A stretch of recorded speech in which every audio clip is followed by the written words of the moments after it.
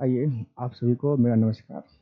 पढ़ाते हैं, बहुत दिन से अनुपस्थित थे। हमारे सर लगातार क्लास ले रहे थे। आज मौका मिला है फिर।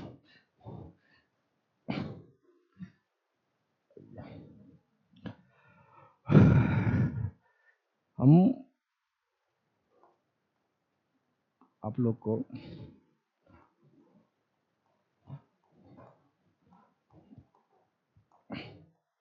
ब्रिटिश कंपनी के बारे में बता रहे थे।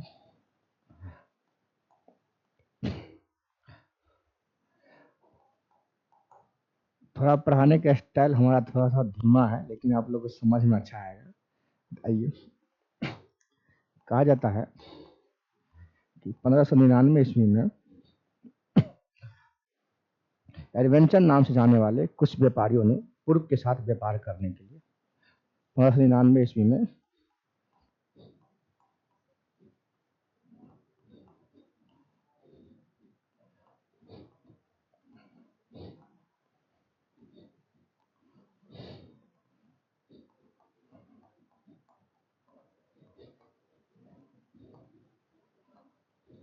कुछ व्यापारियों ने पूर्व के साथ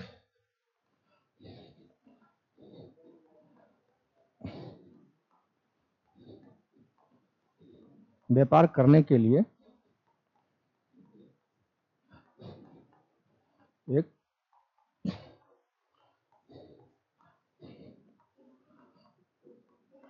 कंपनी बनाई। 1599 ईस्वी में एडवेंचर नामक कुछ व्यापारियों ने पूर्व से व्यापार करने के लिए एक कंपनी बनाई। उन्हीं का नाम दिया गया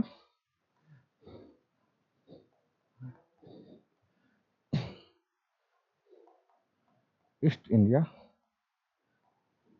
कंपनी, जो किसका था? ईस्ट इंडिया कंपनी किसका? ब्रिटिश का। किसका? ब्रिटिश का। आगे चलते हैं। अब उसकी कुछ छोटी मोटी बात।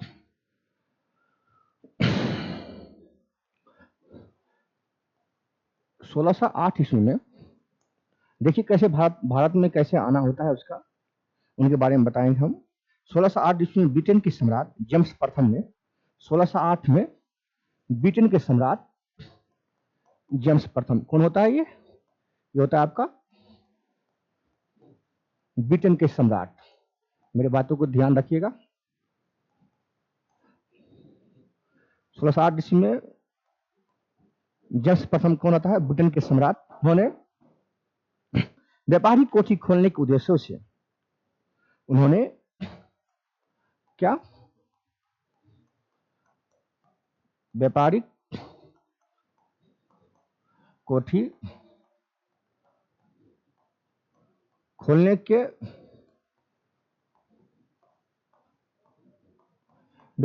खोलने के उद्देश्यों से उन्होंने किसको भेजा था? कैप्टन हॉकिंस को। किसको? कैप्टन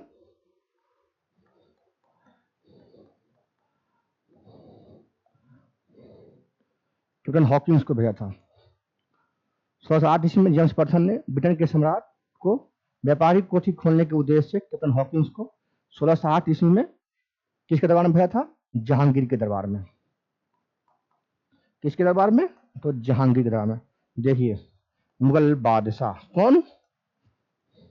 मुगल बादशाह। देखिए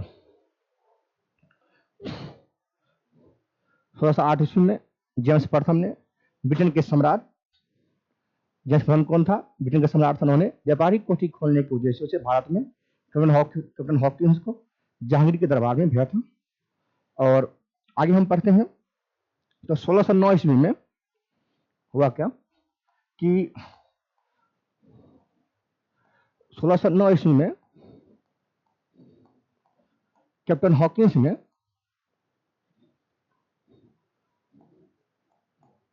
1609 ईस्वी में कैप्टन हॉकिंस ने क्या होता है? जहांगीर के दरबार में आता है। 1609 ईस्वी में कैप्टन हॉकिंस क्या होता है? जहांगीर दरबार में आता है और उन्होंने अजमेर में जहांगीर से मिलता है। कहाँ में? कहाँ पर? अजमेर में। अजमेर में जहांगीर से मिलता है और सूरत में बसने की क्या मांगता है? आज्ञा मांगता है। कहाँ बसने का? सूरत में बसने का। सूरत में बसने का क्या मांगता है? आज्ञा मांगता है। लेकिन उस समय पुर्तगाली द्वारा क्या होता है, जब 1609 ईस्वी में कैप्टन हॉकिंस जहांगीर के दरबार वहां पर अजमेर में सूरत में बसने की आज्ञा मानता है, तो उस समय जो होता है पुर्तगाली जो होता है, उस समय पुर्तगाली क्या करता है? इसका विरोध करता है। क्या करता है? उसका विरोध करता है। हेलो, बाद में कॉल करते हैं। तो उस समय में क्या होता है? पुर्तगाली क्या करता है? इसका विरोध करता है।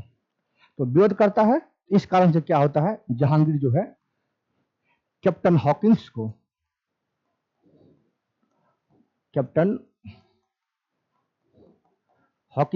अनुमति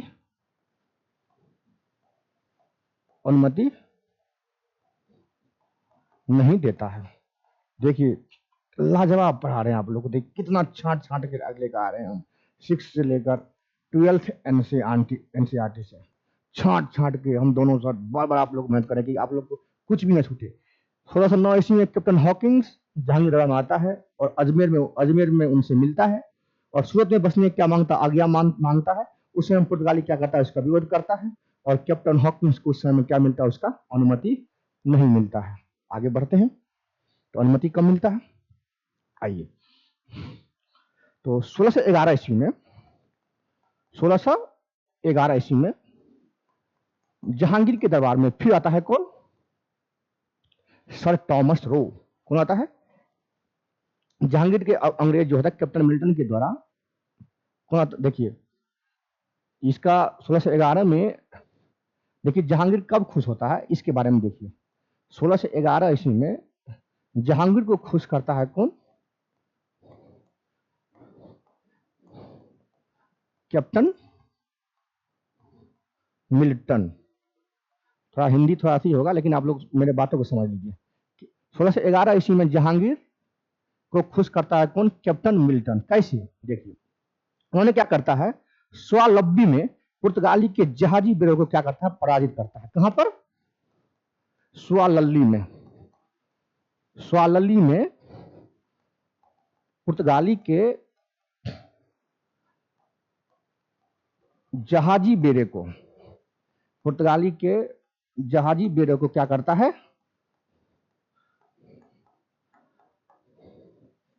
पराजित करता है। क्या करता है? पराजित करता है। देखिए 1611 ईस्वी में जहांगीर तब खुश होता है जब कैप्टन मिल्टन स्वालल्ली में पुर्तगाली जहाजी बेड़े को क्या करता है? पराजित करता है 1611 में। तब उसी कारण से यही जहांगीर जो है 1613 ईस्वी में कैप्टन मिल्टन से खुश होकर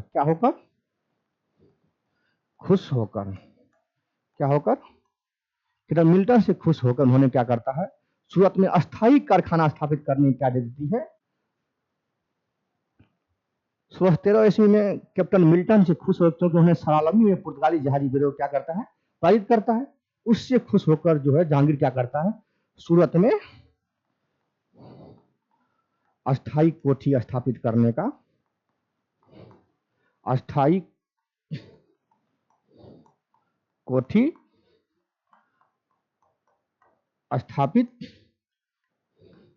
करने का अनुमति दे देता है।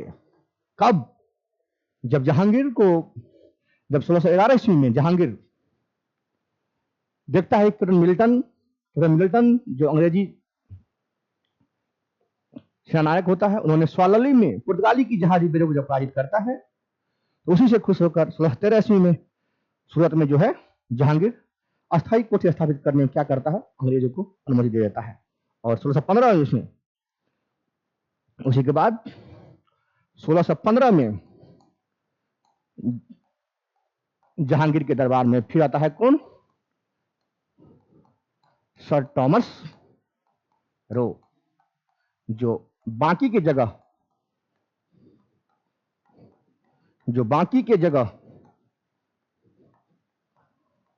जगहों पर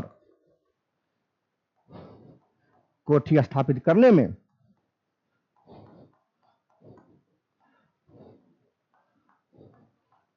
करने का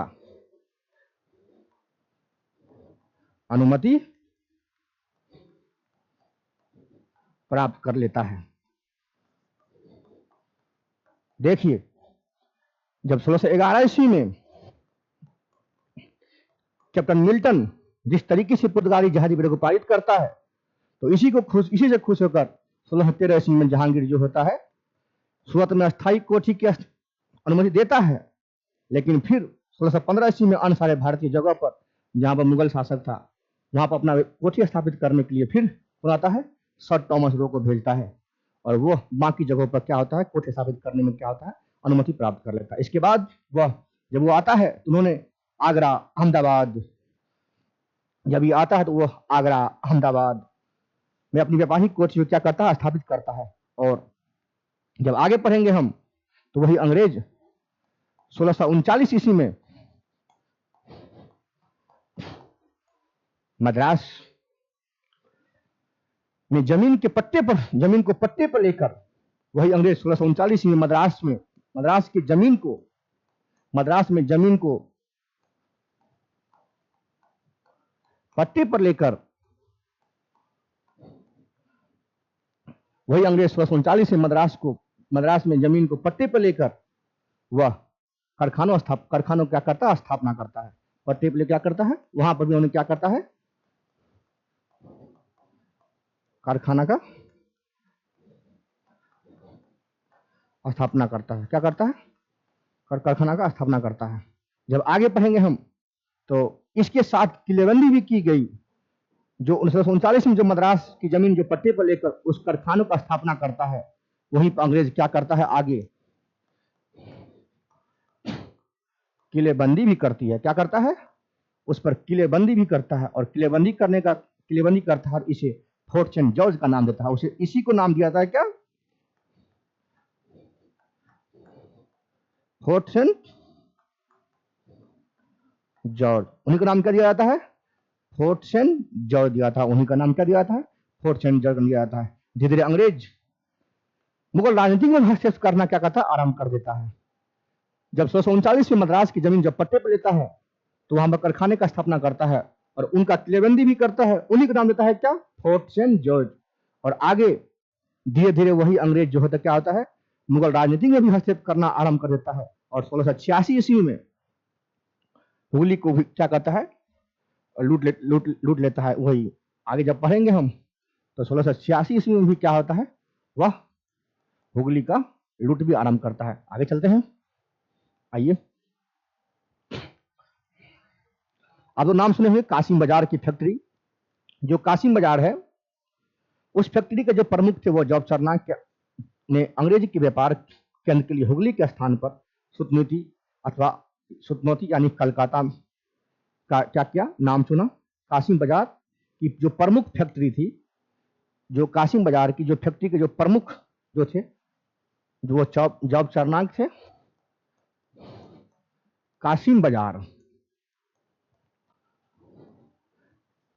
फैक्ट्री के जो प्रमुख थे, कासिम बाजार फैक्ट्री के जो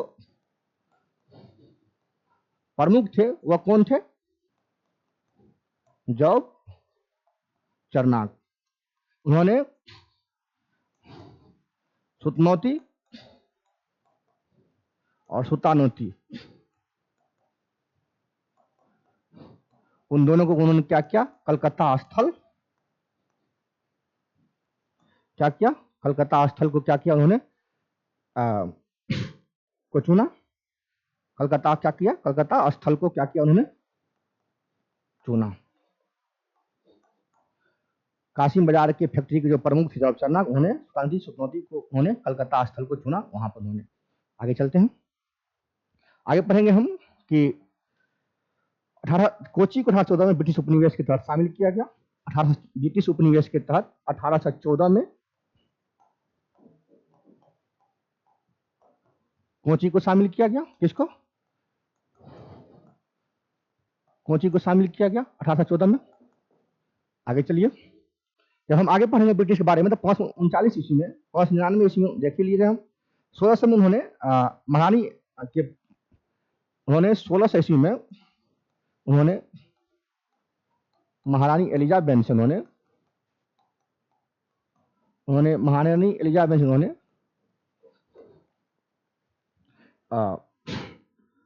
पूर्व के साथ व्यापार हेतु 15 वर्षों के लिए अधिकार पद क्या करता है, वह प्रदान करता है। 1600 ईस्वी महारानी एलिजाबेथ से उन्होंने पूर्व के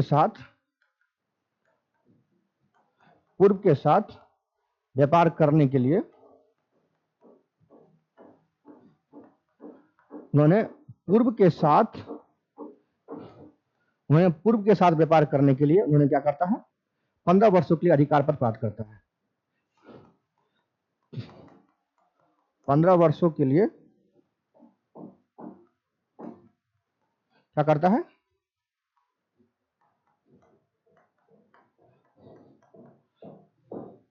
हेलो हेलो, हाँ बाहर हूँ। हाँ बाहर हूँ, बाद में आता हूँ। 7 बजे ना, 7 बजे। हाँ 15 वर्षों के लिए वह अधिकार पद प्राप्त करता है पूर्व के साथ व्यापार करने के लिए। सॉरी, थोड़ा सा फोन आया था। और आगे जब देखेंगे हम ईस्ट इंडिया कंपनी ने 1611 ईस्वी में जहांगीर के काल में मछलीपट्टनम और मछलीपट्टनम में क्या किया, एक अस्थायी कारखाना बनाता है उन्होंने। 1611 ईस्वी में उन्होंने बताए थे कि उन्होंने पुर्तगाली बेड़े को स्वावलंबी का बनाता है। उसी समय में जहांगीर के समय उन्होंने अस्थायी रूप से कहां पर,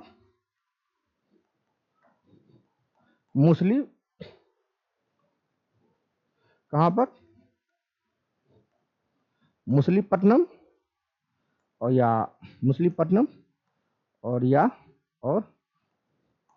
मछलीपट्टनम वहां पर उन्हें क्या करता है,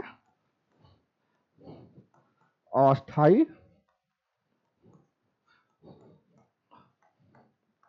कारखाना स्थापित करता है। क्या करता है? अस्थायी कारखाना स्थापित करता है। 1611 ईस्वी में जहांगीर के समय अस्थायी रूप से उन्होंने मछलीपट्टनम में क्या करता है, अस्थायी कारखाना स्थापित करता है। ये कब? जब 1611 ईस्वी में स्वावलंबी पर क्या करता है, ये उन्होंने हैमिल्टन ने जब पारित करता है पुर्तगाली जहाजी बेड़े को, तब उससे खुश होकर उन्होंने 1611 ईस्वी में जहांगीर ने अस्थायी रूप से कारखाना मछलीपट्टनम स्थापित करने का क्या देता है, अनुमति दे देता है। आगे चलते हैं हम। और आगे 1613 ईस्वी में उन्होंने सूरत पर अस्थायी कारखाना स्थापित करता है। 1611 ईस्वी में इंग्लैंड के चार्ल्स सम्राट, आगे चलिए, उसी समय 1611 ईस्वी में इंग्लैंड के सम्राट चार्ल्स का विवाह जो होता है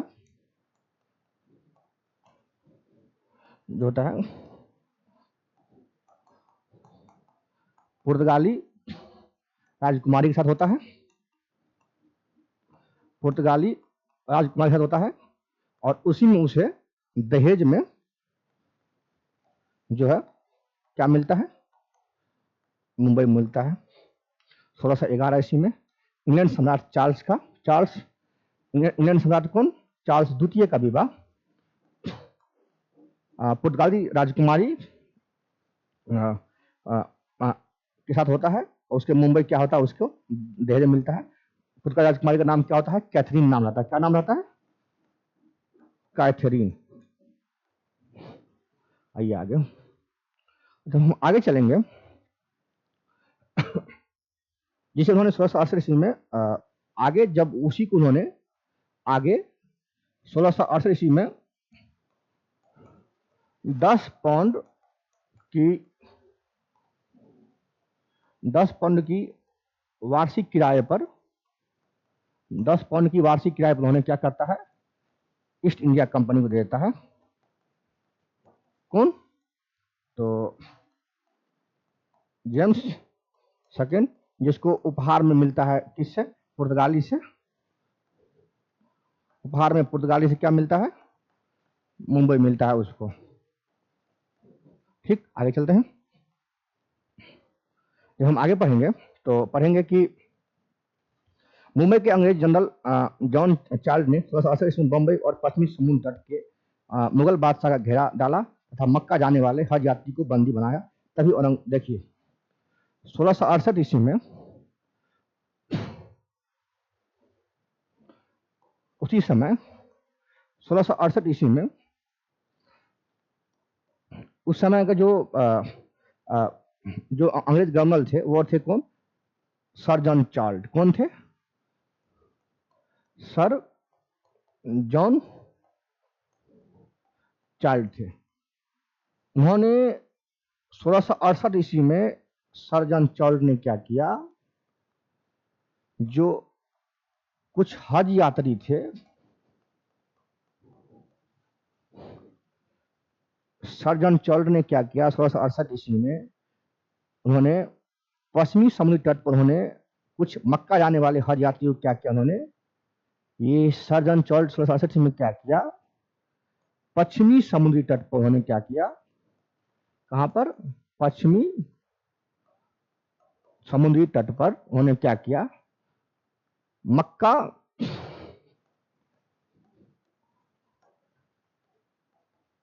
जाने वाले कुछ हज यात्री को उन्होंने क्या किया, बंदी बना लिया। क्या किया? बंदी बनाया। तभी उसी को देखते हुए 1668 ईस्वी में ही औरंगजेब ने क्या किया,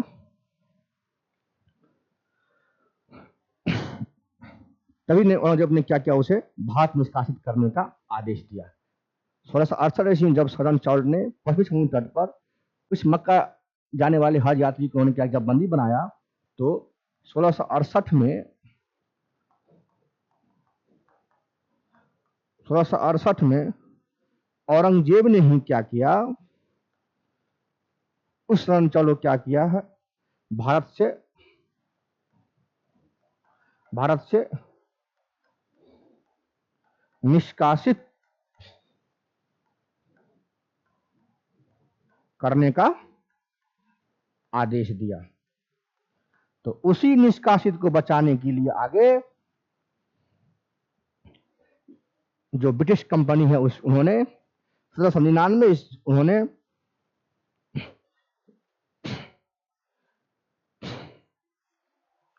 कुछ रकम भी अदा करता है,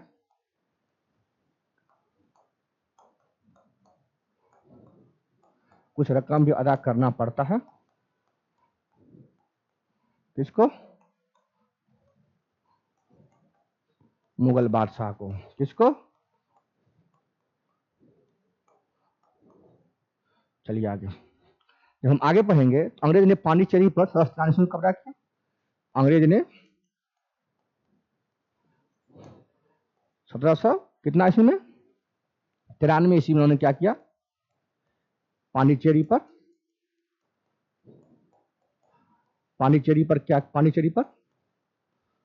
कब्जा किया। देखिए पांडिचेरी पर कब्जा करने के लिए पहला जो है वह थे आपको कौन? पुर्तगाली। सेकेंड थे कौन? डेनिश। थर्ड कौन थे? तो डच। और फोर्थ कौन थे? वह थे आपका फ्रांसीसी। और पांचवा स्थान पर जो आता है वह कौन थे? अंग्रेज। किसके लिए?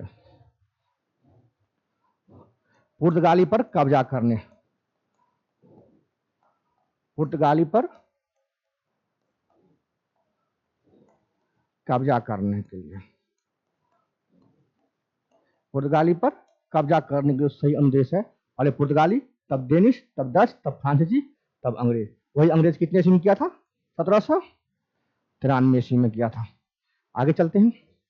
फिर 1793 में जब उन्होंने पांडिचेरी पर उन्होंने कब्जा किया तो आगे उसको 1814 ईस्वी में पेरिस की संधि के तहत जो है उसे फ्रांस को क्या होता है? सौंपना पड़ता है। 1814 ईस्वी में पूछेगा पेरिस की संधि के तहत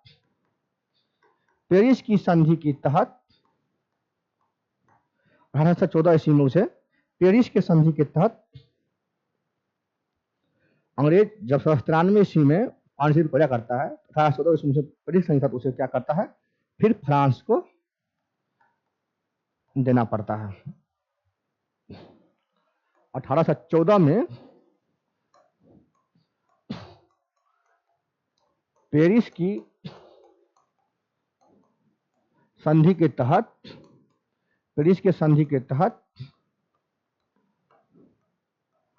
फ्रांस को पांडिचेरी सौंपना पड़ता है।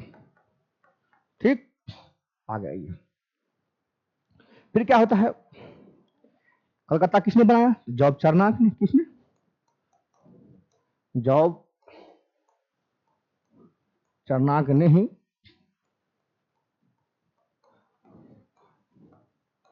कालिकाता को बनाया। लेकिन कलकत्ता की यदि बात करें तो 2003 में कलकत्ता हाईकोर्ट ने दलीलें दी है कि जॉब चार्नाक ने कालिकता का स्थापना किया है, कलकत्ता का नहीं, इसलिए कलकत्ता का स्थापना 1640 कहना उचित नहीं होगा। क्या होगा? उचित नहीं होगा। ओके, आ गई। आगे पढ़ते हैं। कंपनी ईस्ट इंडिया कंपनी की सफलता का राज था। जब आगे ईस्ट इंडिया कंपनी भारत पर अपना नियंत्रण स्थापित करता तो उसका सफलता का एक बहुत बड़ा राज ये था। उन्होंने भारत में क्या हुआ जब उन्होंने आया तो उस समय भारत में राष्ट्रीयकरण की क्या था? अभाव था भारतीयों में। और आगे कंपनी की सेना का पश्चिमीकरण परीक्षण इस तरीके से मिला था तो उसके पास क्या था? आधुनिक हथियार थे। और भारतीय सैनिकों में राष्ट्रीय भावना क्या थी? कमी थी। और कमी होने के कारण एक बहुत बड़ा मुद्दा ये रहता है जिसके कारण वह क्या करता है? अच्छा वेतन दे और अपनी सेवा में लगा सकता था। इसी कारण भारतीयों को ही अपना सैनिक बनाया उन्होंने, इसने ब्रिटिश ने, और उनसे ही अच्छा सेवा ले सका। इसलिए कहा जाता है कि भारतीय सैनिकों में राष्ट्रीय भावना की कमी थी, जिसके फलस्वरूप कोई जो उन्हें अच्छा वेतन दे अपनी सेवा में लगा सकता था। ब्रिटिश व्यापार करने का पहला अधिकार पत्र मांगा उस समय लिवेंट कंपनी। सबसे पहले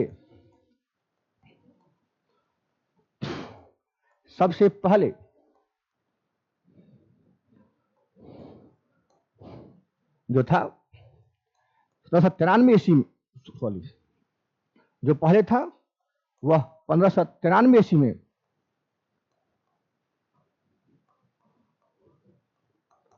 लिवेंट कंपनी जो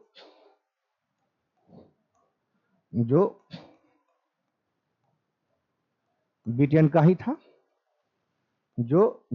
था, सबसे पहले 1593 ईस्वी में लिवेंट कंपनी जो ब्रिटेन का ही था, उन्होंने भारत के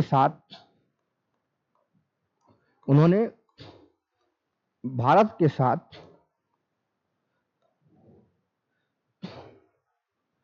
स्थलीय व्यापार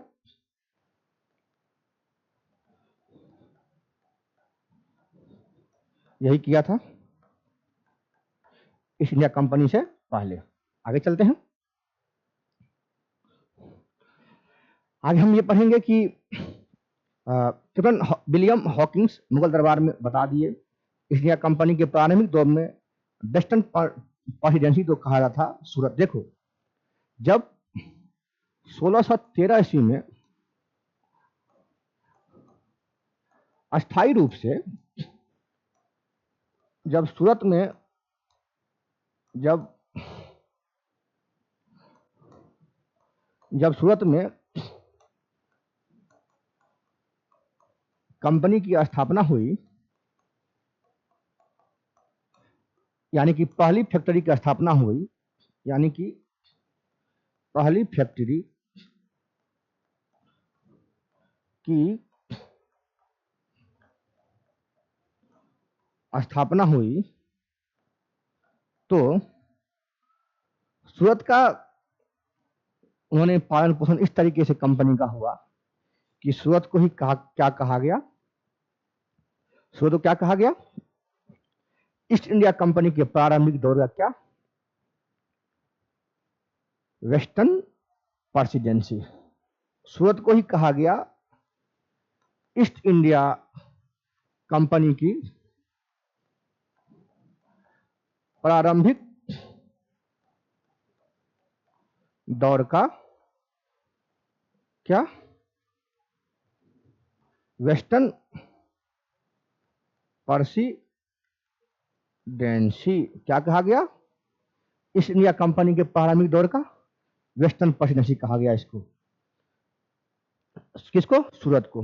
आगे चलते हैं, प्रथम आगे कुछ युद्ध के बारे में बताते। देखिए सब कुछ पढ़ना आपको तय है, ऐसी नहीं है। मैं आगे पूरा ये आधुनिक भारत का इतिहास जो है वह ब्रिटिश का ही पूरी कहानी उसमें बताएंगे हम आपको। उनकी जिन्होंने जिस सारी व्यवस्था को उन्होंने संकलित करता है वो सब बताएंगे आपको।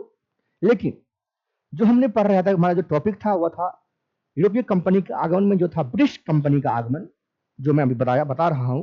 मैं उनके बारे में आपको मसला तैयार कर रहा हूं जिससे आपको ये लगे कि सिर्फ और सिर्फ ये बता रहा हूं ब्रिटिश कंपनी का आगमन के साथ साथ क्या क्या हुआ।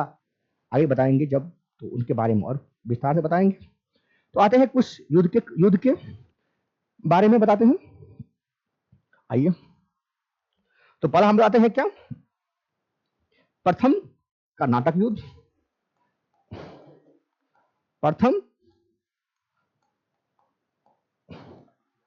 कर्नाटक युद्ध कब और उसका कारण, कब और उसका कारण। देखिए प्रथम कर्नाटक युद्ध जो है वो कब हुआ था, 1746 से 48 के बीच में। कब, 1746 से 48 के बीच में। कारण क्या था, तो उसका कारण था कि अंग्रेजों द्वारा फ्रांसीसी जहाजों का अधिग्रहण। क्या था कारण, तो अंग्रेजों द्वारा फ्रांसीसी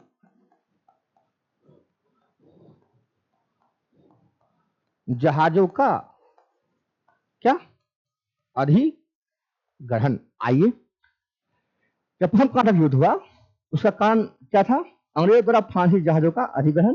युद्ध किसके बीच होता है, तो ये होता है किसके बीच, फ्रांस और अंग्रेज के बीच युद्ध होता है। और उसका कब होता है, 1748 के बीच में। कारण क्या होता है, अंग्रेजों द्वारा फ्रांसीसी जहाजों का क्या होता है, अधिग्रहण। आगे चलते हैं, द्वितीय विश्व युद्ध के द्वितीय कर्नाटक युद्ध के बारे में। गलती से कहा गया विश्व युद्ध। द्वितीय जो कर्नाटक युद्ध है वह हुआ था कब, ये द्वितीय कर्नाटक युद्ध जो हुआ था वह हुआ 1749 से लेकर 54 के बीच में। कब, 1749 से लेकर 54 के बीच में। कब हुआ था, 1749 से लेकर 54 के बीच में। लेकिन जब फ्रांस और अंग्रेज के बीच जो युद्ध हुआ तो द्वितीय विश्व युद्ध में क्या हुआ, और निर्णायक युद्ध रहा। क्या रहा, और निर्णायक युद्ध रहा। इसमें कोई ये नहीं पता चला कि कौन जीता कौन हारा, इसलिए यह युद्ध क्या रहा, और निर्णायक द्वितीय कर्नाटक युद्ध। आगे चलते हैं, तृतीय कर्नाटक युद्ध। कौन, तृतीय कर्नाटक युद्ध। तो ये तृतीय कर्नाटक युद्ध जो हुआ था वह हुआ था कब, 1758 से 63 के बीच। कब हुआ था, 1758 से 63 के बीच। ये जो हुआ था ये जब इनके बारे में जब हम बताएंगे, और ये जो द्वितीय जो कांटक युद्ध हुआ था, तृतीय जो कांटक युद्ध हुआ था, तृतीय कांटक युद्ध, उसमें पेरिस की संधि, ये तृतीय कांटक युद्ध जो समाप्त हुआ, वह हुआ किसके संधि से? पेरिस की संधि से। किसकी संधि से? पेरिस की संधि से। देखिए आगे, ये प्रथम कांटक युद्ध जो हुआ था वह 1848-20 कान अंग्रेज द्वारा फांसी जहाजों का अधिग्रहण, लेकिन ये जो समाप्त हुआ था वह हुआ था एक्सला सोपेल की संधि से। किससे? एक्सला सोपेल की संधि से। और सेकेंड तो और निर्णायक युद्ध रहा। और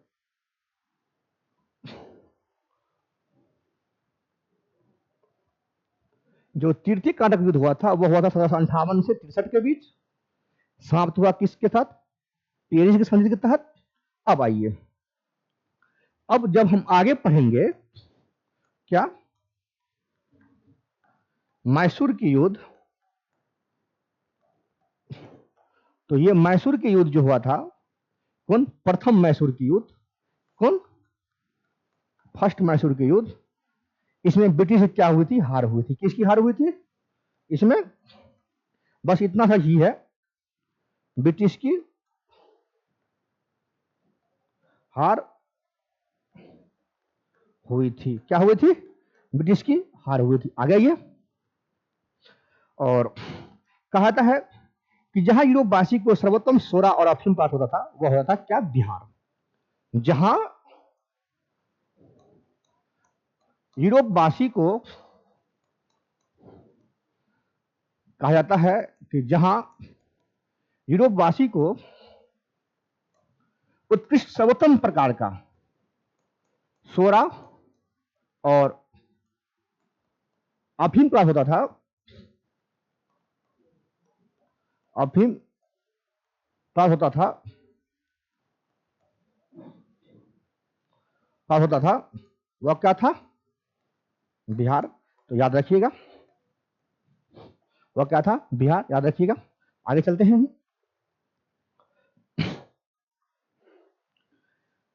जो हम पढ़ाए एक लाख सोपेल की संधि, उससे क्या होता है? पुनः मद्रास जो है फ्रांस को मिल जाता है। आगे पढ़ाएंगे उनके बारे में हम। अंग्रेजों को बंगाल विजय से अपार धन एवं जनशक्ति का मिला, और अंग्रेजों की बेहतर नौसैनिक ताकत जो है उन्होंने क्या किया? उनसे खड़ा किया, और भी, और इनसे उसको और मजबूती मिली। जब अंग्रेजों ने सूरत पर अपना पहला फैक्ट्री स्थापित किया तो उनसे उन्हें अपार धन संपत्ति उन्होंने इससे उन्होंने मिला, और उन्होंने अपनी सैनिक शक्ति को भी उन्होंने क्या किया? काफी बढ़ाया। और आगे इसी को देखते हुए उन्होंने बंगाल को भी लूट करता है, जो हम आगे पढ़ेंगे क्षेत्रीय विस्तार में। बंगाल, मैसूर, पंजाब, सिंध, अवध, उसमें आपको किस तरीके से प्लासी युद्ध के तहत बंगाल को परास्त करता है और बंगाल के नवाब से छीनता है, ये सब कुछ बताएंगे आगे। ये अगले टॉपिक में है। अभी हम यूरोपीय कंपनी के आगमन पढ़ रहे हैं। आइए आगे चलते हैं। आगे हम चलते हैं कहां पे? तो मद्रास ईस्ट इंडिया कंपनी के अधिवास के साथ स्थान को जहां आता है क्या? Fort saint George. जो मद्रास ईस्ट इंडिया कंपनी था, मद्रास ईस्ट इंडिया कंपनी था, उसका नाम क्या है? फोर्ट सेंट जॉर्ज के नाम जानते हैं हम। इसको क्या नाम देते हैं? फोर्ट सेंट जॉर्ज नाम जानते हैं। क्या उसका नाम है? Fort saint George. 1698 में अजीमुशान द्वारा अंग्रेजों को सुल्तानती, कलिकाता और गोविंदपुर नामक तीनों गांवों को क्या किया? जमींदारी मिली। आगे हम जब पढ़ेंगे तो 1698 में अजीमुशान के द्वारा, किसके द्वारा? अजीमुशान से के द्वारा कालिकाता, अजीमुशान के द्वारा क्या क्या? तो सुल्तानती, कलिकाता और गोविंदपुर नामक तीनों गांव क्या क्या? जमींदारी मिली। क्या क्या? तो सुल्तानती, कालिकाता और गोविंदपुर क्या क्या? सुल्तानती, कालिकाता और गोविंदपुर की क्या मिली? जमींदारी मिली। ये गोविंदपुरी इनकी क्या मिली? जमींदारी मिल गई। और इन्हीं मिलाकर जॉन चरनाक ने कलकत्ता का नींव रखा। और इन्हीं को मिलाकर किसने? जॉब चरनाक ने क्या रखा? कलकत्ता का नींव रखा। इन्हीं को मिलाकर जॉब चरनाक ने क्या किया? कलकत्ता का नींव रखा। और 1700 ईस्वी में अंग्रेजों ने कलकत्ता का पहला प्रेसिडेंसी नगर घोषित किया। उसी कलकत्ता को 1700 ईस्वी में अंग्रेजों ने इसी कलकत्ता को 1700 ईस्वी में अंग्रेजों ने क्या किया? पहला प्रेसिडेंसी नगर घोषित किया। क्या किया? पहला प्रेसिडेंसी नगर घोषित किया। इन्हीं कलकत्ता को। देखिए, मद्रास ईस्ट इंडिया कंपनी का नाम फोर्ट सेंट जॉर्ज और 1698 ईस्वी में अजीम खान द्वारा कलकत्ता सुल्तानती और गोविंदपुरी की जमींदारी लिया गया। और जॉब चरनाक ने उन्हीं का नाम कलकत्ता का, जॉब चरनाक ने उन्हीं को मिलाकर कलकत्ता का नींव रखा। और 1700 ईस्वी में अंग्रेजों ने पहला प्रेसिडेंसी जो नगर बनाया, उनका नाम क्या? उनका था, कौन था? वह कलकत्ता था। 1700 ईस्वी में अंग्रेजों ने कलकत्ता का पहला प्रेसिडेंसी नगर जो घोषित किया। मैं फिर दोहरा रहा हूं, मद्रास ईस्ट इंडिया कंपनी के अधिवास के साथ जाता है फोर्ट सेंट जॉर्ज से। 1698 ईस्वी में अजीम खान द्वारा अंग्रेजों को सुल्तानती, कालिकाता और गोविंदपुरी नामक तीनों गांवों को जमींदारी मिल गई। और इन्हीं को मिलाकर जॉब चरनाक ने कलकत्ता की नींव रखी। और 1700 ईस्वी में अंग्रेजों ने कलकत्ता को पहला प्रेसिडेंसी नगर घोषित किया। कितने ईस्वी में? 1700 ईस्वी में अंग्रेजों ने कलकत्ता को पहला प्रेसिडेंसी नगर क्या किया? घोषित किया। आगे चलते हैं। आपको बता ही थे 1612 में सोलली में अंग्रेज जहाज ड्रैगन ने पुर्तगाली जहाजी बेड़ों के साथ सफलतापूर्वक युद्ध किया और हिंद महासागर में ब्रिटिश नौसेना के प्रवेश के मार्ग को प्रशस्त किया। और जहांगीर के पास 80 नौसेना उस समय में क्या थी? नहीं थी। देखिए, जब मैंने आगे पीछे बताया कि 1612 ईस्वी में सोलली में अंग्रेजी जहाज ड्रैगन ने पुर्तगाली जहाजी बेड़ों के साथ सफलतापूर्वक युद्ध किया तथा हिंद महासागर में ब्रिटिश नौसेना के प्रवेश का मार्ग प्रशस्त किया। और जहांगीर के पास 80 नौसेना उस समय में नहीं थी, अतः वे अंग्रेजों की सफलता से बेहद प्रभावित हुए। और मैंने पीछे बताया स्टार्टिंग में, उन्हीं चलते उन्होंने क्या किया? उन्होंने उस समय 1611 से उन्होंने मछलीपट्टनम और मछलीपट्टनम में अस्थायी कारखाना की अनुमति दिया। और फिर उन्होंने 1613 में उन्होंने क्या किया? उन्हीं चीज से बेहद प्रभावित होकर उन्होंने सूरत में प्रथम अस्थायी रूप से कारखाना स्थापित करने क्या करता है? अनुमति देता है। किसको? ब्रिटिश कंपनी को। जब हम आगे पढ़ेंगे विदेशी यात्रियों में भारत के हीरे और हीरो खदानों में विस्तृत रूप से चर्चा जो करता है, ब्रिटिश यात्रियों में जो हीरो और हीरो के खदानों, भारतीय स्तर पर विदेशी यात्रियों में हीरो और हीरो खदानों को जो विस्तृत रूप से जो चर्चा करता है वह कौन है? उनका नाम क्या है? तो उनका नाम है जियो बेफिस्ट ट्रेवेनियर। जियो बेफिस्ट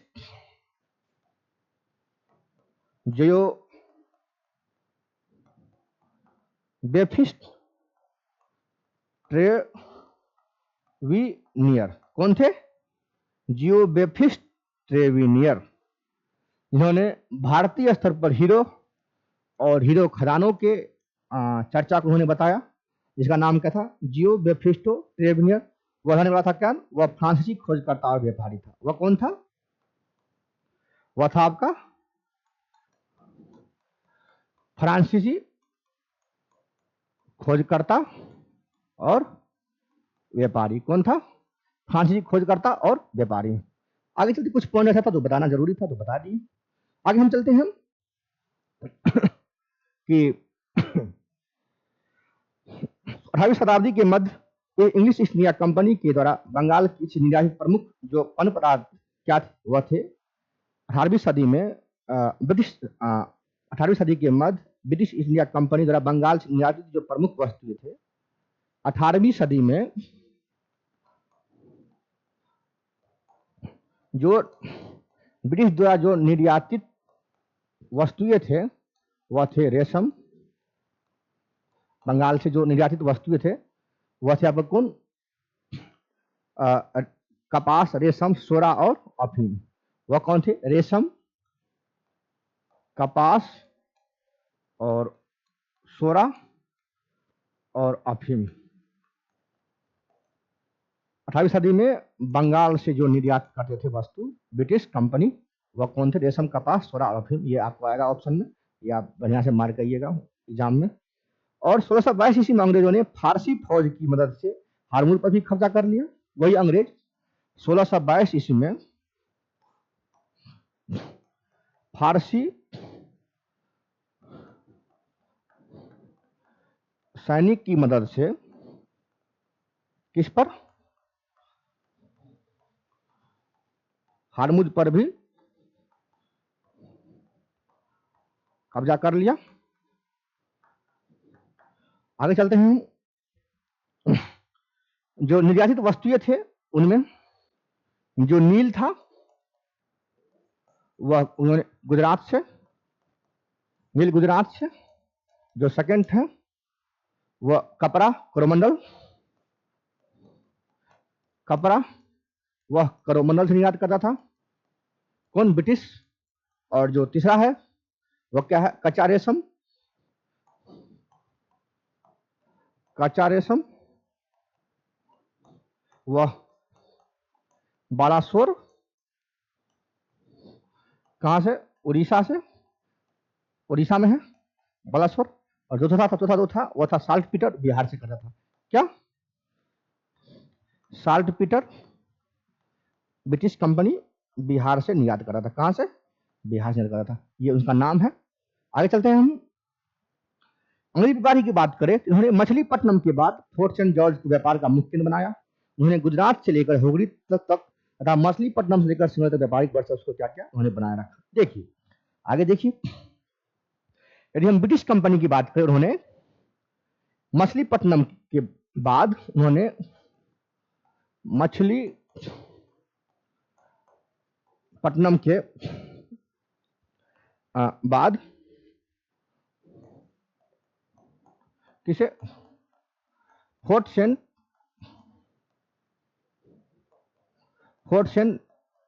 मछलीपट्टनम के बाद उन्होंने फोर्ट सेंट जॉर्ज को क्या किया, व्यापार का मुख्य केंद्र बनाया, व्यापार का मुख्य केंद्र बनाया। और आगे उन्होंने गुजरात से लेकर उन्होंने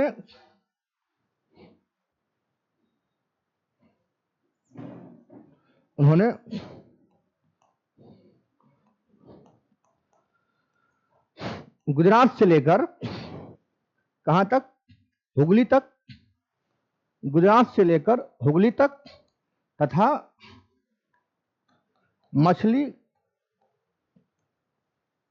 मछलीपट्टनम से लेकर उन्होंने कहां तक, सिंगरौली तक।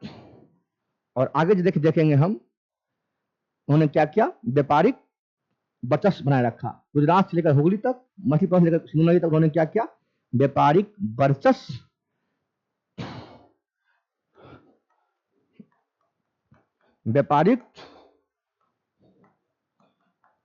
क्या किया उन्होंने बनाए रखा, कौन, ब्रिटिश कंपनी ने। आगे चलते मद्रास में फोर्ट जॉर्ज तथा कलकत्ता में, देखिए आगे नाम पढ़ा देते हैं, याद आपको। देखिए पहला जो है मद्रास में क्या, फोर्ट सेंट जॉर्ज, मद्रास में फोर्ट सेंट जॉर्ज। और दूसरा जो है कलकत्ता। कलकत्ता की यदि बात करें हम तो वो क्या है, फोर्ट विलियम। क्या है, फोर्ट विलियम।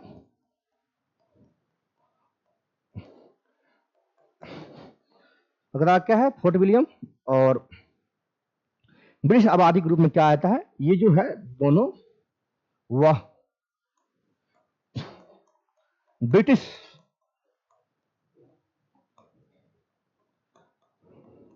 आबादी के रूप में जाना जाता है। देखिए मद्रास में फोर्ट सेंट जॉर्ज, कलकत्ता में फोर्ट विलियम, वह ब्रिटिश आबादी के रूप में जाना जाता है। और इतना ही नहीं, भारतीय व्यापारी के कारीगर, ये सब इतना ही नहीं। देखिए ये मद्रास में फोर्ट सेंट जॉर्ज, कलकत्ता में फोर्ट विलियम, ये ब्रिटिश आबादी में आता। इतना ही नहीं, जो भारतीय व्यापारी कारीगर ये अन्य सब रहते थे होते थे, वह इस एरिया में रहते थे, वो अलग रहते थे। उस एरिया में उससे बाहर रहते थे वो लोग। अंग्रेजों ने मद्रास पट्टनम में बसने का अधिकार स्थानीय तेलुगी सामंतों से खरीदा था। ये जो मद्रास है, जो फोर्ट सेंट जॉर्ज जिसका नाम है, वहां पर उन्होंने बसने का अधिकार जो उन्होंने मद्रास में बसने का अधिकार जो उन्होंने किससे,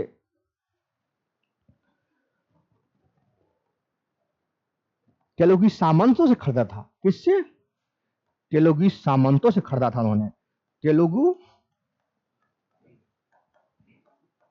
सामंतों से खरीदा था। कौन, ये मद्रास में। अंग्रेज ने मद्रास पट्टनम में बसने का अधिकार स्थानीय तेलुगु सामंतों से खरीदा था।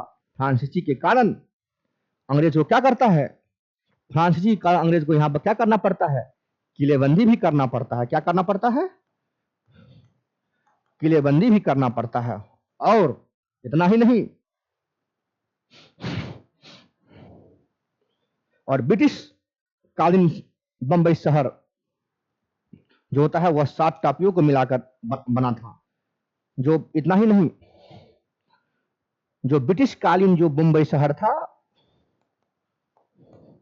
वह 7 टापुओं से मिलकर बना होता है।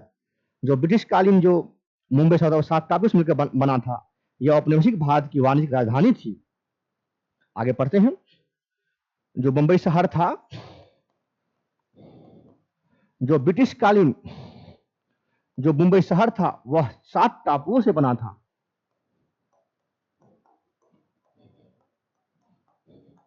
जो ब्रिटिश कालीन जो मुंबई शहर थी वह क्या था, 7 टापुओं से बना था। और इतना ही नहीं, इन्हीं को औपनिवेशिक भारत में भारत की वाणिज्यिक राजधानी भी थी वो। यही ब्रिटिश बंबई जो थी वह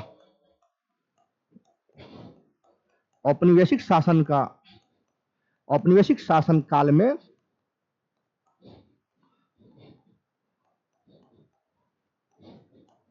वाणिज्यिक राजधानी भी थी। कौन, वही बंबई शहर जो है औपनिवेशिक शासन काल में क्या होता है, वाणिज्यिक राजधानी भी होता है। और आगे पश्चिमी तट पर एक बंदरगाह होने के कारण यह अंतर्राष्ट्रीय व्यापार केंद्र भी था। यही मुंबई पश्चिमी तट पर होने के कारण एक अंतर्राष्ट्रीय व्यापारी केंद्र भी होता है। एक अंतर्राष्ट्रीय व्यापारी केंद्र भी था वो। 19वीं सदी के अंत तक भारत का आधा आयात निर्यात यही मुंबई शहर से 19वीं सदी के अंत तक आते आते आधे से ज्यादा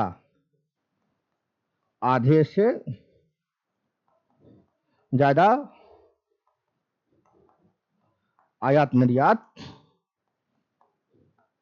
उसी से मुंबई शहर से होने लगा। 19वीं सदी के आते आते आधे ज्यादा निर्यात उसी से होने लगा, मुंबई होता था। इस व्यापार की एक महत्वपूर्ण वस्तु अफीम थी।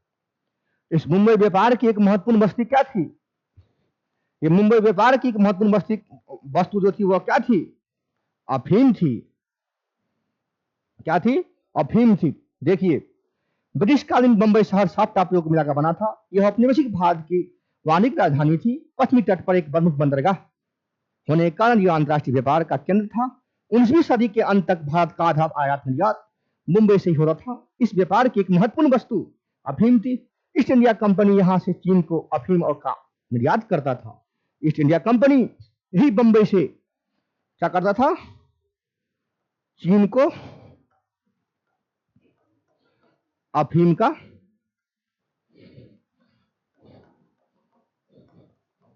निर्यात करता था। क्या करता था, चीन को अफीम का निर्यात करता था। आगे अंग्रेज इसी शहर मुंबई को भारत का क्या कहा, सरताज कहा। इसी कारण को देखते हुए अंग्रेजों ने क्या किया, इसी बंबई शहर को क्या किया,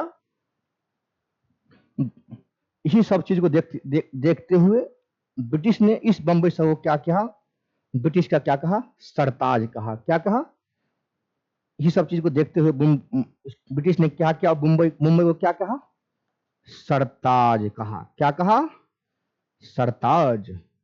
देखिए, 19वीं सदी के अंत तक आते आते आधा आयात निर्यात जो है बंबई से होने लगा।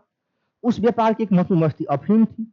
ईस्ट इंडिया कंपनी इन सब चीजों को देखते हुए इसी शहर बंबई को क्या कहा उन्होंने, भारत का सरताज कहा। क्योंकि 1869 ईस्वी में सुएज नहर को खोला गया। आपको पता होना चाहिए, क्योंकि 1869 ईस्वी में जब सुएज नहर को खोला गया, जिससे विश्व अर्थव्यवस्था के साथ बंबई के संबंध मजबूत हुए और बंबई सरकार तथा भारतीय व्यापारी ने इस अवसर का लाभ उठाते हुए बंबई को भारत का सरताज कहा। आपको आगे पढ़ाएंगे, जब हम ब्रिटिश कालीन अर्थव्यवस्था जब पढ़ाएंगे आपको, तो उसमें हम ये चीज पढ़ाएंगे किस तरीके से जब 1869 ईस्वी में जब स्वर्ण को खोला गया, जिसमें ब्रिटिश विश्व अर्थव्यवस्था के साथ बंबई के संबंध मजबूत हुए और बंबई सरकार तथा भारतीय व्यापारी से ने इस अवसर का लाभ उठाते हुए मुंबई को भारत क्या कहा, सरताज कहा। अंग्रेज उस समय भारत के साथ साथ श्रीलंका और मलाया पर भी अधिकार कर लिया था।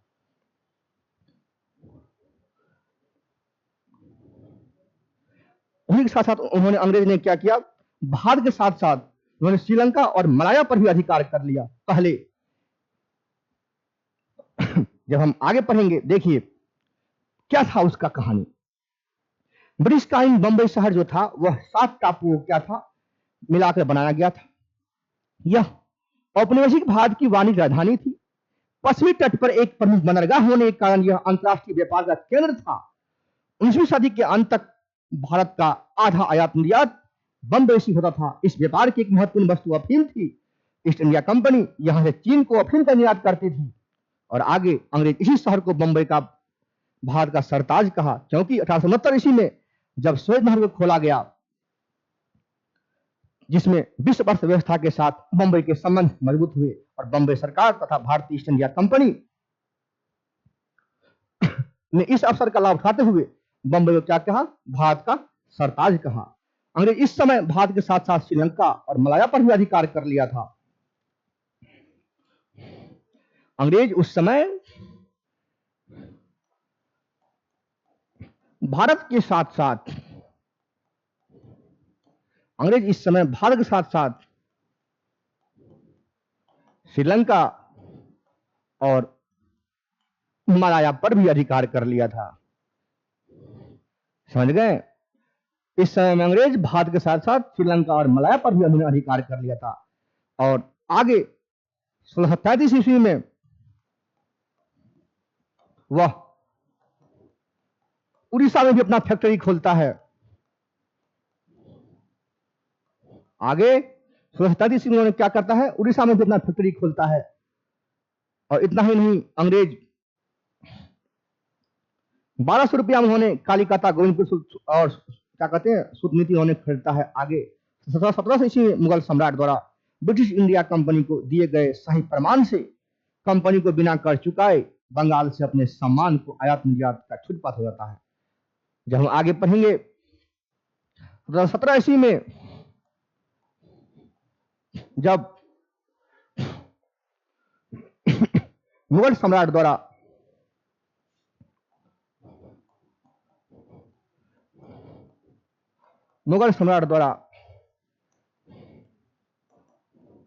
बंगाल में कर की क्या हो जाती है, छूट मिलता है आयात निर्यात का। 1780 में फर्ग्यूसन द्वारा जो मुगल सर होता है उसके द्वारा बंगाल में कर का क्या होता है, आयात निर्यात का क्या होता है, छूट मिलता है। और यही फरमान कंपनी को बंगाल के नवाब के बीच, यही फरमान, कौन फरमान, जब 1787 में मुगल सम्राट द्वारा ब्रिटिश इंडिया कंपनी को बिना कर चुकाए बंगाल से अपने सामान का आयात निर्यात का छूट प्राप्त होता है, तो यही फरमान कंपनी और बंगाल के नवाब के बीच, यही फरमान कर छूट का फरमान कंपनी और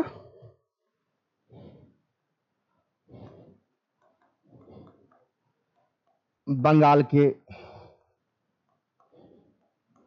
नवाब के बीच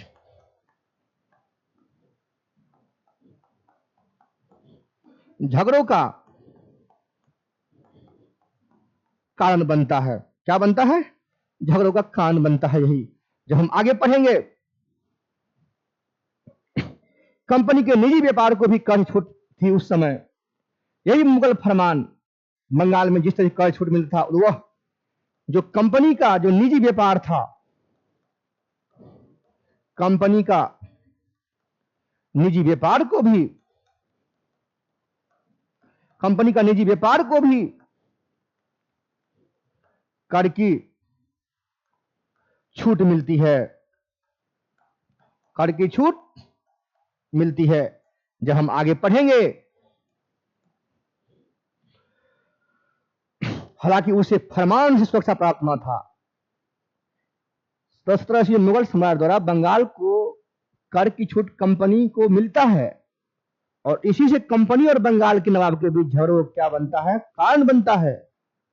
और निजी कंपनी, जो कंपनी का जो निजी व्यापार को भी कर छूट मिलती है, लेकिन उसको फरमान की सुरक्षा प्राप्त नहीं होती है। जो फरमान है फर्ग्यूसन साहब द्वारा, वह फरमान की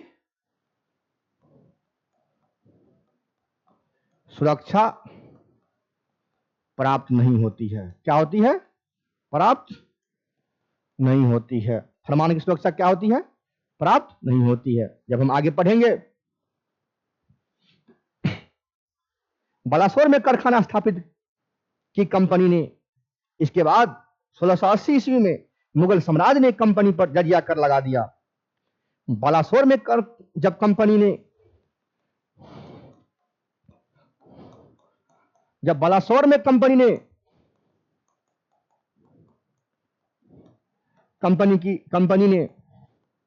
जब अपनी फैक्ट्री की स्थापना की, जब अपनी फैक्ट्री स्थापित की, तो उसी समय 1680 ईस्वी में मुगल साम्राज्य ने कंपनी पर जजिया कर लगा दिया। 1680 ईस्वी में मुगल साम्राज्य ने कंपनी पर जजिया कर लगा दिया। जब आपको मध्यकालीन भारत का इतिहास पढ़ाएंगे, तो उसी मध्यकालीन इतिहास में आपको बढ़ाएंगे जजिया कर किसने लगाया, लेकिन अभी उसको बताना सही नहीं होगा। ये जब 1680 ईस्वी में मुगल साम्राज्य ने कंपनी पर जजिया कर लगा दिया, इसके बाद कंपनी का मुख्यालय, जब 1680 ईस्वी में मुगल साम्राज्य ने कंपनी पर जजिया कर लगाया, तो उसी समय कंपनी का मुख्यालय, उसी समय कंपनी का मुख्यालय कहां, सूरत से बंबई स्थानांतरित किया गया। कहां, कंपनी का मुख्यालय कहां से, देखिए, जब बालासोर में कारखानों स्थापित की गई कंपनी ने, जब बालासोर में कंपनी ने कारखाना को स्थापित किया, इसके बाद 1680 में मुगल सम्राट ने कंपनी पर जजिया कर लगा दिया। इसके बाद कंपनी का मुख्यालय 1687 ईस्वी में, इसके बाद कंपनी का मुख्यालय 1687 ईस्वी में सूरत से कहां, बंबई को स्थानांतरित किया गया।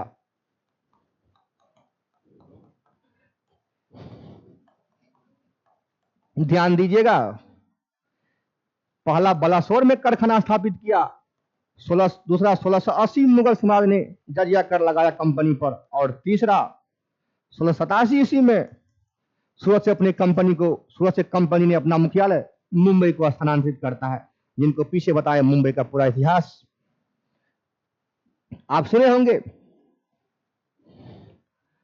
होंगे कि 1700 ईस्वी, 1721 ईस्वी और आगे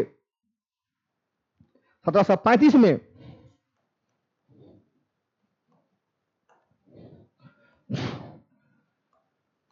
विभिन्न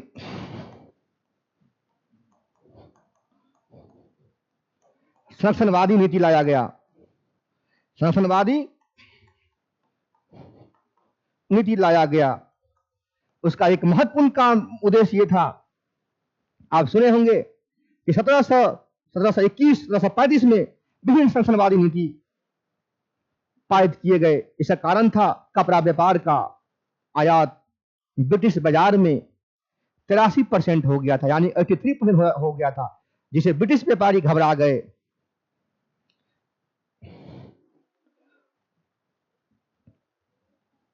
आप सुने होंगे 1721, 1735 में विभिन्न संरक्षणवादी नीति लाया गया। उसका लाने का एक मूल कारण यह था कि जो कपड़ा का जो आयात था वह ब्रिटिश बाजार में 83% हो गया। इसी से वहां के जो घरेलू व्यापारी थे वह घबरा गए।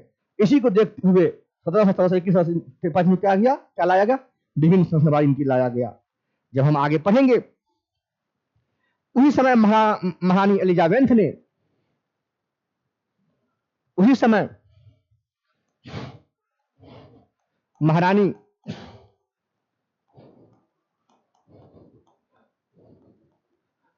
एलिजाबेथ ने 1558 से 1603, 1558 से 1603 के बीच कंपनी का क्या बना, कंपनी का शेयरधारक बना। क्या बना? शेयरधारक बना। उसी समय महारानी एलिजाबेथ ने 1658 से 1603 ईस्वी के बीच कंपनी का क्या बना, शेयरधारक बना। और 17 ईस्वी में जब फर्ग्यूसन के फरमान से कंपनी को गुजरात और दक्कन में भी सीमा शुल्क से क्या हो गया, आपको पता होना चाहिए। 17 ईस्वी में तो कंपनी को छूट तो मिल ही गया था बंगाल का, लेकिन आगे फर्ग्यूसन के फरमान ने कंपनी को, आगे फर्ग्यूसन की फरमान ने कंपनी को, फर्ग्यूसन की फरमान ने कंपनी को गुजरात और दक्कन को भी क्या क्या कहे छूट प्राप्त हो गया। गुजरात और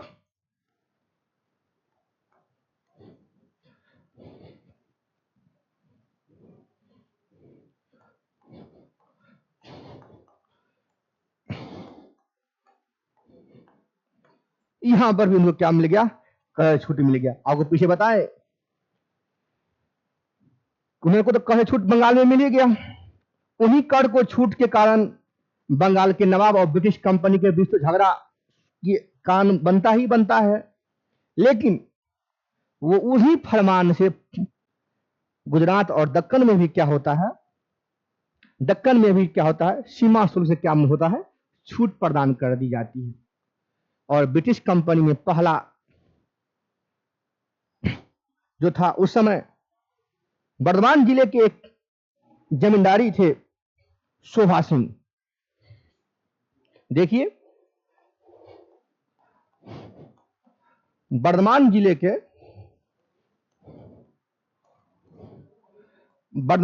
के एक जमींदार थे, कौन? शोभा सिंह। कौन थे? शोभा सिंह। बर्धमान जिले के एक जमींदार कौन थे? शोभा सिंह। उन्होंने 1696 ईस्वी में, कितने ईस्वी में? 1696 ईस्वी में वही शोभा सिंह ने विद्रोह का अंग्रेज को 1696 ईस्वी में अपनी नई कोठी की किलेबंदी की अनुमति दे दी। बर्धमान जिले के एक जमींदार थे शोभा सिंह।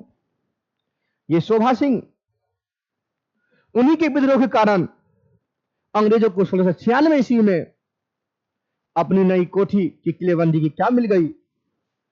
अंग्रेजों को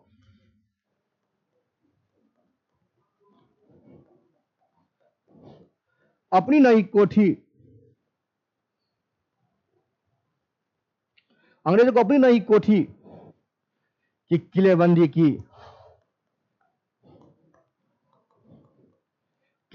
की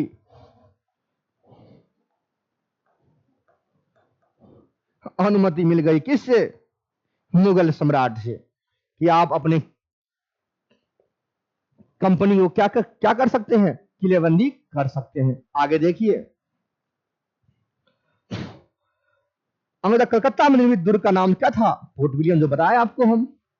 हॉकिंस के नेतृत्व में हेक्टर नामक, देखिए बहुत, अरे अरे देखो देखो देखो देखो, एक चीज देखो, हॉकिंस के नेतृत्व में, किसके नेतृत्व में? हॉकिंस के नेतृत्व में, अरे देखो देखो, हॉकिंस के नेतृत्व में क्या होता है? हेक्टर नामक पहला अंग्रेजी जहाज, क्या नामक? हेक्टर नामक पहला अंग्रेजी जहाज 1608 ईस्वी में सूरत बंदरगाह पर आकर क्या हुआ? रुका। कहां रुका?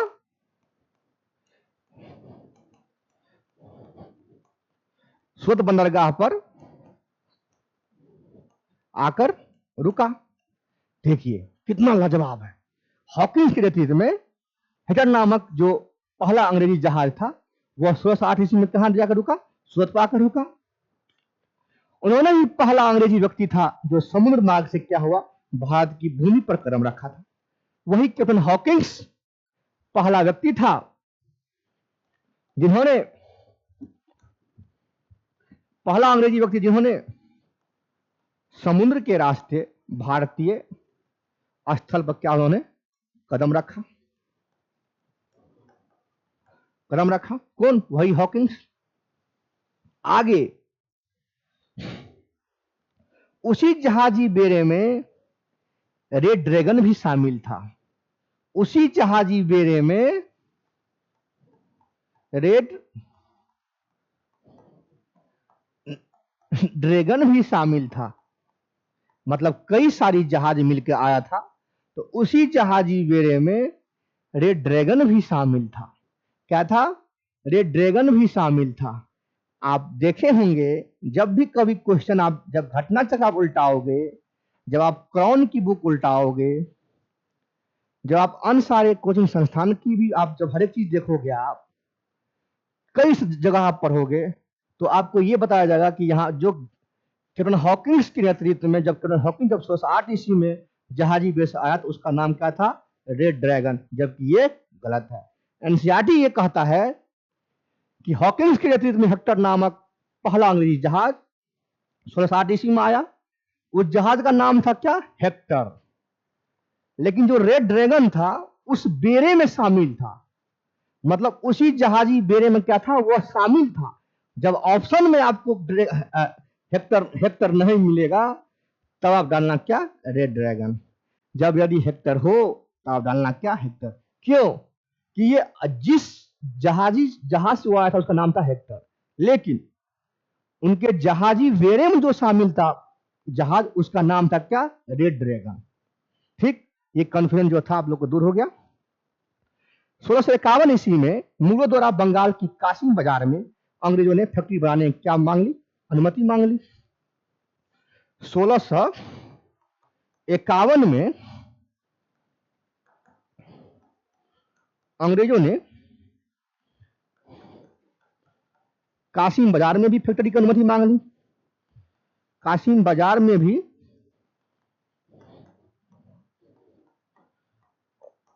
फैक्ट्री स्थापित करने की क्या मांग ली? उन्होंने अनुमति मांग ली। अंग्रेजों ने अपना व्यापारिक केंद्र इस तरीके से स्थापित की अंग्रेजों ने अपना व्यापारिक कोठी इस तरीके से स्थापित की, इस तरीके से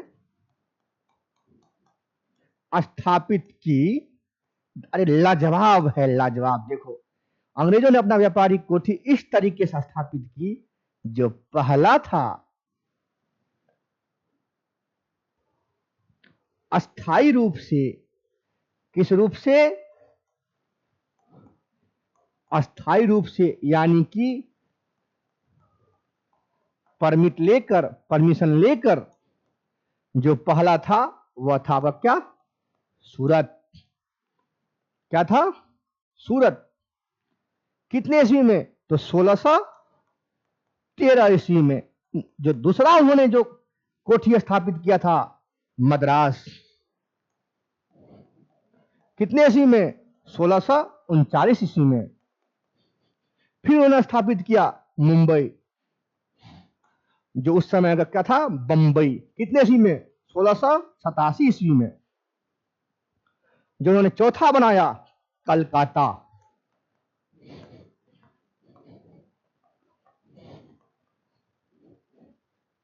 कहां? कलकत्ता। कितने ईस्वी में?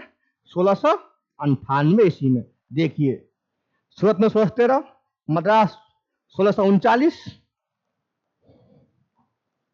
मुंबई 1687 और कलकत्ता 1698।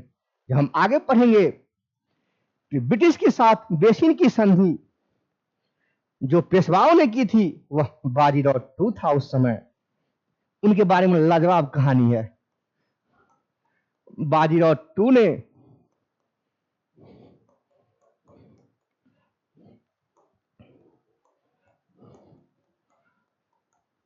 ब्रिटिश के साथ,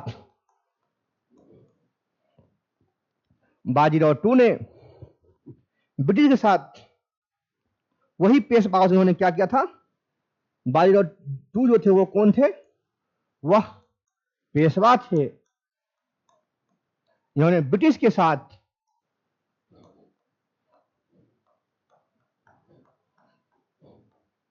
बेसिन की संधि की थी। किसकी संधि? बेसिन की संधि की थी।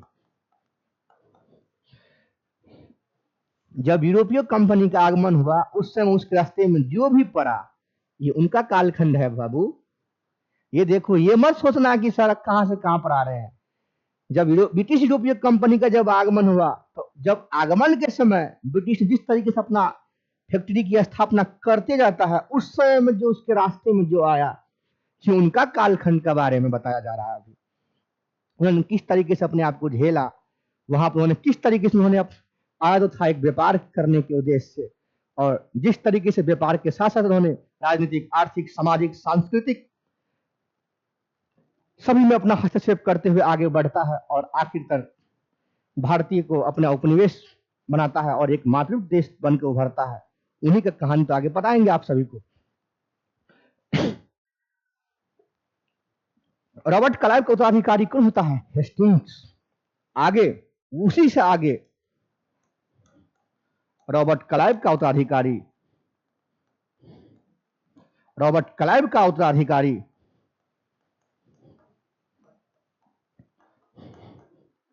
रॉबर्ट क्लाइव का उत्तराधिकारी कौन बनता है? तो वह बनता है कौन? हेस्टिंग्स बनता है। कौन बनता है? हेस्टिंग्स बनता है। वांडीवांस की लड़ाई में 1760 ईस्वी में ब्रिटिश ने फ्रेंच को हराया, और जब वांडीवांस की लड़ाई हुई, जब वांडीवांस की लड़ाई हुई 1760 ईस्वी में, तो उस समय ब्रिटिश सेनानायक तो वो कौन थे? उस समय जो ब्रिटिश सेनानायक थे वह थे कौन? सर आयर कूट। उस समय में कौन थे ब्रिटिश सेनानायक? सर आयर कूट। उन्होंने, जब ब्रिटिश और फ्रेंच के बीच क्या हुआ, युद्ध हुआ था, उसी में उन्होंने क्या किया? फ्रेंच को हराया था। इसी को देखते हुए शाइस्ता खान ने कहा, किसको देखते हुए? आगे जब पढ़ेंगे, एक होता है इतिहासकार, शाइस्ता खां, उन्होंने ब्रिटिश कंपनी को देखते हुए उन्होंने कहा, उन्होंने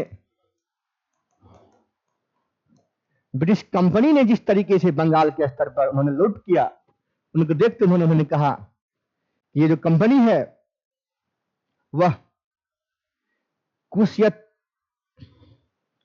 बोले तो क्या, नीच, जो हमारे आम बोलचाल में होता है, कुशियत क्या होता है? नीच, झगड़ालू लोगों की, बेईमान व्यापारियों की कंपनी है। कुशियत नीच, झगड़ालू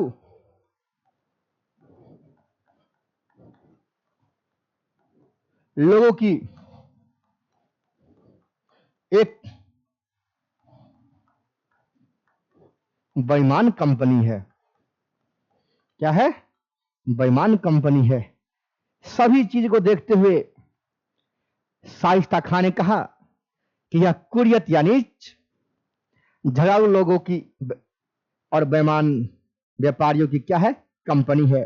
ब्रिटिश ईस्ट इंडिया कंपनी की जो प्रथम गवर्नर उस समय मुझे हुआ था ब्रिटिश स्तर पर, वह था थॉमस स्माइथ। उस समय ब्रिटिश स्तर पर जब ब्रिटिश कंपनी का स्थापना हुआ, जब ब्रिटिश कंपनी का स्थापना हुआ तो उस समय जो ब्रिटिश स्तर पर जो कंपनी का प्रथम गवर्नर था वह था थॉमस स्माइथ। वह कौन था? थॉमस स्माइथ था। ब्रिटिश स्तर पर गवर्नर जनरल जो था British company of India, British east India company का प्रथम गवर्नर जो था वह था थॉमस स्माइथ। उस स्तर पर, ब्रिटिश स्तर पर। आगे जब हम युद्ध पढ़ेंगे, जो ब्रिटिश ने जो युद्ध किया, जब अगले जो हम टॉपिक पढ़ेंगे उसमें जो ब्रिटिश का जो युद्ध पढ़ेंगे हम, उस युद्ध में हम पढ़ेंगे क्या क्या। सबसे पहले जो उन्होंने युद्ध किया था, वो उन्होंने युद्ध किया था अंबर, पलासी, वांडीवास और बक्सर। अंबर, इसके बाद उन्होंने किया पलासी,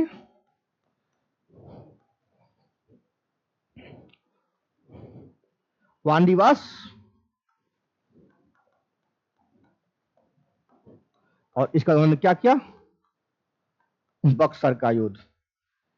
अंबर, पलासी, वांडीवास और बक्सर का युद्ध उन्होंने किया। ये उसका कालखंड का एक सही तरीके है। जहांगीर ने खान की उपाधि जो दिया था वो हॉकिंस को। देखिए उसी समय जहांगीर ने हॉकिंस को खान की उपाधि दी थी। खान की उपाधि से सम्मानित किया था। क्या किया था? सम्मानित किया था। जब हम आगे पढ़ेंगे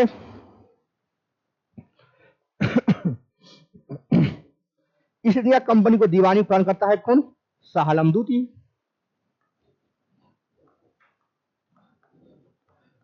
ईस्ट इंडिया कंपनी को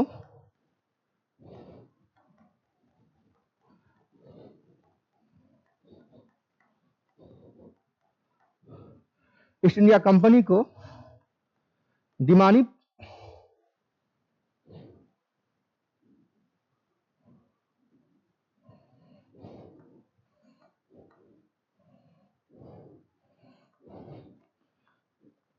प्रदान करता है कौन? तो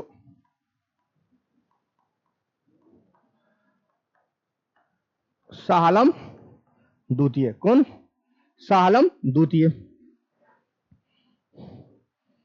जब हम आगे पढ़ेंगे तो 1632 ईस्वी में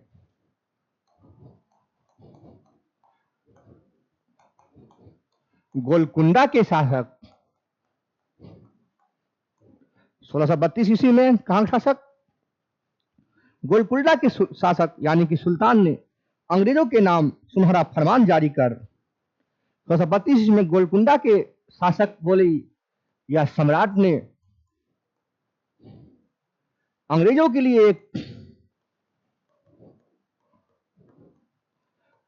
लिए एक सुनहरा फरमान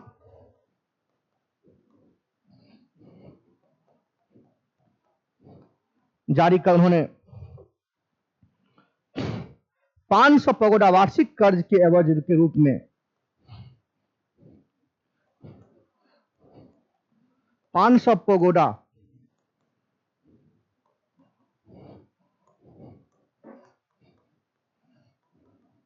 वार्षिक कर के एवज के रूप में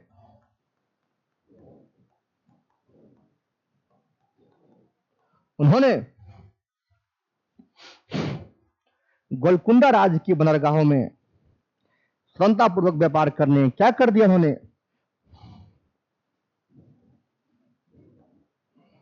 कहां पे, गोलकुंडा राज्य की बंदरगाहों में गोलकुंडा राज्य के बंदरगाहों में गोलकुंडा राज्य के बंदरगाहों में स्वतंत्रतापूर्वक व्यापार करने की स्वतंत्रता पूर्वक व्यापार करने की अनुमति दे दी। देखिए कहानी उसका कैसे रहा। 1632 ईस्वी में गोलकुंडा के सुल्तान ने 500 पगोडा वार्षिक कर के एवज में उन्होंने गोलकुंडा राज्य की बंदरगाहों में स्वतंत्रतापूर्वक व्यापार करने की क्या कर दी, उन्होंने अनुमति दे दी। तो उस समय में जो गोलकुंडा का शासक जो था वह कौन था, अब्दुल कुतुब। उस समय जो गोलकुंडा शासक था वह कौन था, अब्दुल्ला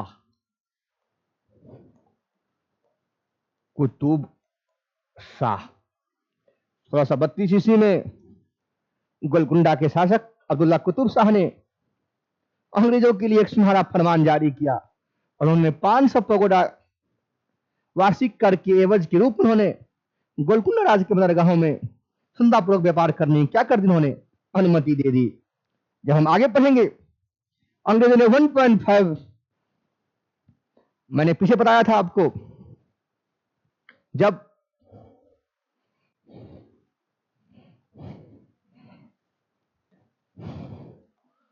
मक्का जाने वाले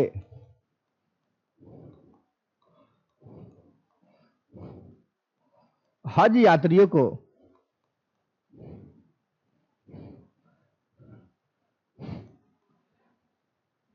जब बंदी बनाया तो औरंगजेब ने उस सेनानायक को क्या किया, भारत से निष्कासित करने का अनुमति दिया था। और जब भारत से निष्कासित करने का अनुमति दिया था तो उसी को भरपाई करने में अंग्रेजों को 1.5 लाख रुपया मुआवजा देना पड़ा। मुआवजे के तौर पर वसूल किया किसने, वही औरंगजेब साहब ने।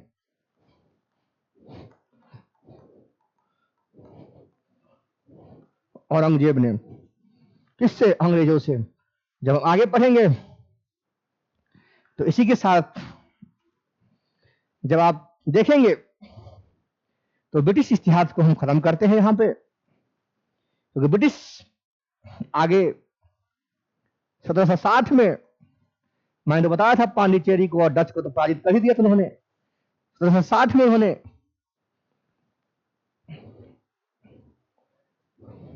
वांडीवास की लड़ाई में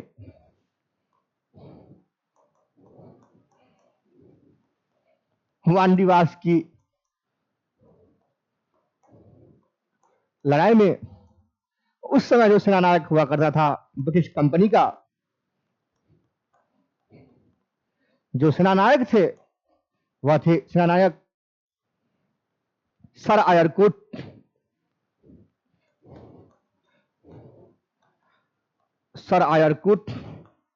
उन्होंने ही 1760 ईस्वी में वांडीवास की लड़ाई में फ्रांसीसी को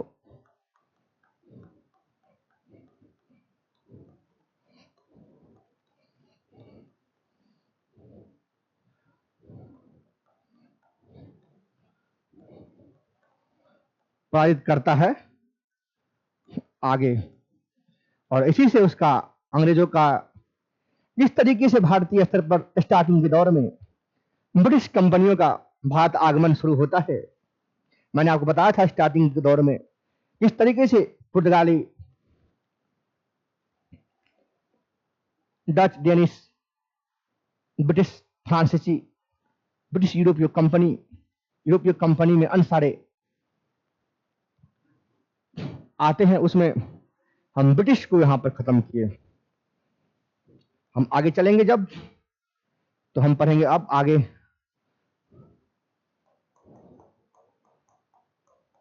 फ्रांसीसी के बारे में, फ्रांसीसी ईस्ट इंडिया कंपनी के बारे में।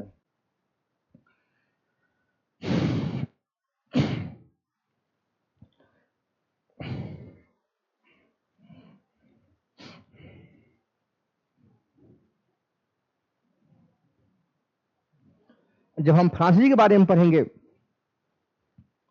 तो उस समय लुई 14 कौन, लुई 14 के मंत्री थे कौन, कोलबर्ट। उस समय लुई 14 के मंत्री कौन थे, तो वो थे कोलबर्ट। उनके द्वारा 1664 ईस्वी में, उनके द्वारा 1664 ईस्वी में फ्रेंच ईस्ट इंडिया कंपनी की क्या हुआ, स्थापना हुआ। 1664 ईस्वी में फ्रेंच ईस्ट इंडिया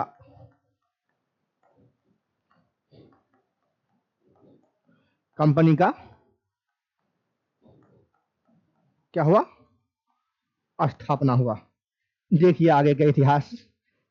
मैंने ब्रिटिश काल को समाप्त किया, अब मैं आते हैं हमारे जो लास्ट यूरोपीय कंपनी का आगमन है वह है फ्रांसीसी। उसके बारे में देखिए। उस समय में जो राजा था वो था लुई 14, उसके समय का जो मंत्री था वो था कोलबर्ट। उन्होंने 1664 ईस्वी में फ्रेंच ईस्ट इंडिया कंपनी को उन्होंने क्या किया, स्थापना किया। उसी के समय कोलबर्ट मंत्री के समय उसका नाम जो था, उस कंपनी का नाम था फ्रेंच स्तर पर हुआ था देश इन देश ओरिएंटलेस। क्या था, उन्हीं का नाम, जो फ्रेंच ईस्ट इंडिया कंपनी था उनका नाम था देश इन देश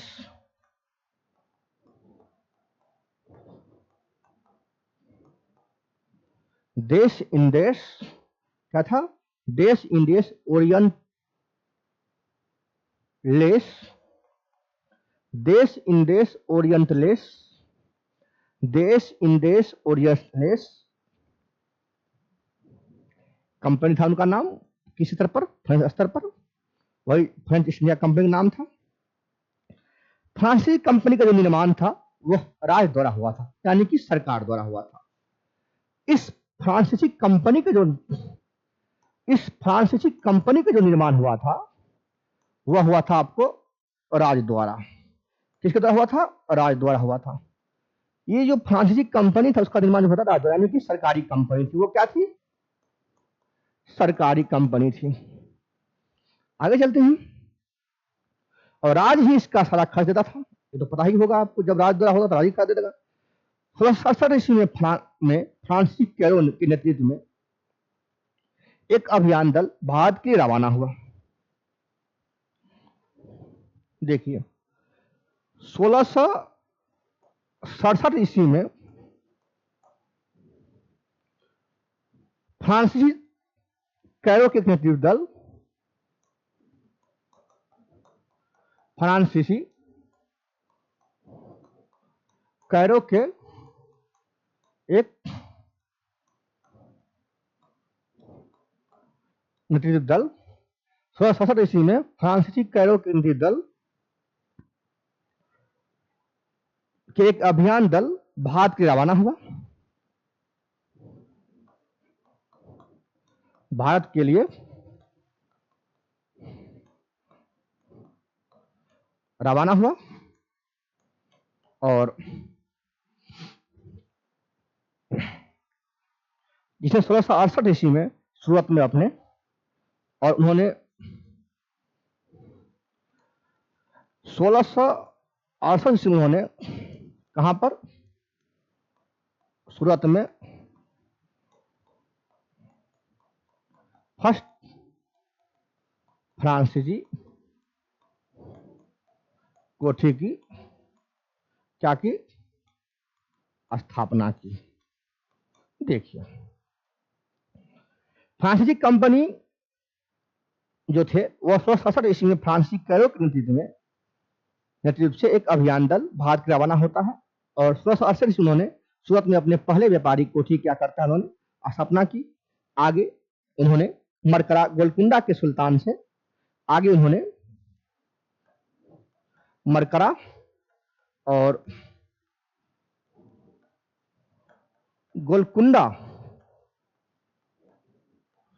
गोलकुंडा के सुल्तान से आगे उन्होंने मरकरा और गोलकुंडा के सुल्तान से उन्होंने एक अधिकार पर प्राप्त कर लिया। एक अधिकार पत्र प्राप्त किया और 1669 में उन्होंने मुसलीपट्टनम में दूसरी फ्रांसीसी कोठी क्या किया उन्होंने स्थापना किया। मरकरा गोलकुंडा के सुल्तान से उन्होंने एक अधिकार पत्र प्राप्त किया और 1669 में उन्होंने मुसलीपट्टनम में सेकेंड फ्रांसीसी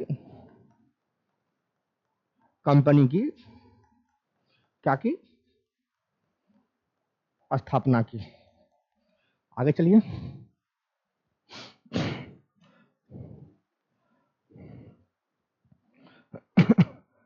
दुबले नहीं और